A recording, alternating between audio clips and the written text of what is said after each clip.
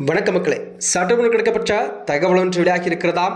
பாஜக கூட்டணிக்கு கட்சிகளுக்கு 90 சீட் கொடுக்க வேண்டுமா? அதுக்கு பதிலாக விஜய்க்கு 117 சீட் கொடுத்தாலாமே வெற்றியும் நிச்சயம், ஆட்சியும் நிச்சயமா? எடப்பாடிக்கு ஆலோசனை சொல்லும் கட்சி நிர்வாகிகளாம். வாங்க வீடியோவை முழுமையாக காணலாம்.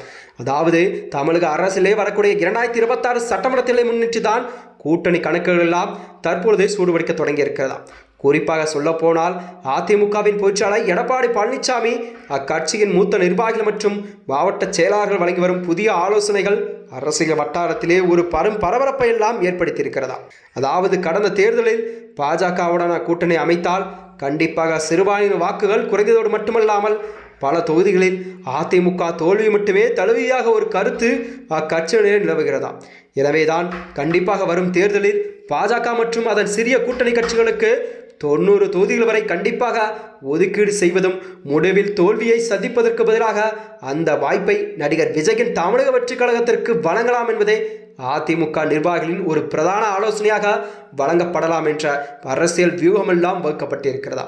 பாஜகவுடன் கூட்டணி வைத்தால் கண்டிப்பாக தென் தமிழகம் மற்றும் கொங்கு மண்டலங்களில் ஒரு சில இடங்களை மட்டுமே தவிர மற்ற இடங்களில் அதிமுகவிற்கு ஒரு கூடுதல் பலம் கிடைக்காது என்று நிர்வாகிகள் கருத்துக்களை தெரிவிக்கிறார்களாம்.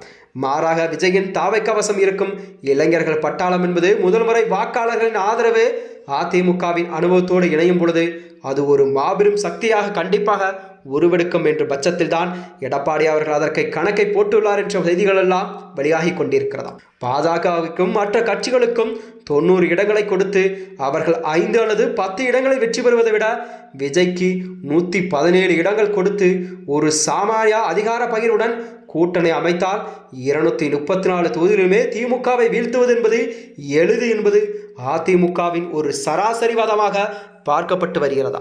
இந்த நிலையில்தான் கண்டிப்பாக நிர்வாகிகள் இந்த ஆலோசனையுள்ள முக்கிய அம்சம் வெற்றி நிச்சயம், ஆட்சி நிச்சயம் என்பதாகும். விஜய்க்கு 117 தொகுதிகளை வழங்கி அதிமுக 117 தொகுதியில் போட்டியிட்டால் ஆட்சியில் சரிவாதி அல்லது அதிகார பகிர்வு என்ற அடிப்படை ஒரு புதிய அரசியல் கலாச்சாரத்தை கண்டிப்பாக தமிழகத்தில் உருவாக்கலாம் என்ற எடப்பாடி பழனிசாமியின் அழுத்தம் கொடுக்கப்பட்டு வருவதாக கூறப்படுகிறதாம்.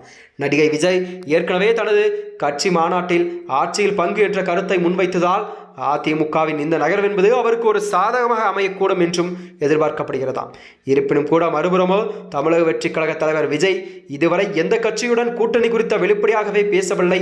அவர் தனித்துதான் போட்டியிடும் என்ற பிம்பத்தை உருவாக்கி வந்தாலும் அதிமுக போன்ற ஒரு வலுவான கூட்டணியை கொண்ட கட்சியுடன் இணைந்தால் மட்டுமே தனது அரசியல் பயணத்தை முதல் தேர்தலே வெற்றிகரமாக தொடக்க முடியும் என்பதை அவரும் உணர்ந்திருப்பார். இந்த வகையில்தான் விஜயின் அரசியல் நகர்வு அடுத்த கட்ட நகர்வாக என்ன இருக்கும் என்பதை மக்களிடம் ஒரு கேள்விக்குறியாக பார்க்கப்பட்டு வருகிறது. மேலும் இது போன்ற வீடியோக்களை தெரிந்து கொள்ள நமது சேனலை மறக்காமல் சப்ஸ்கிரைப் செய்து கொள்ளும். நன்றி, வணக்கம்.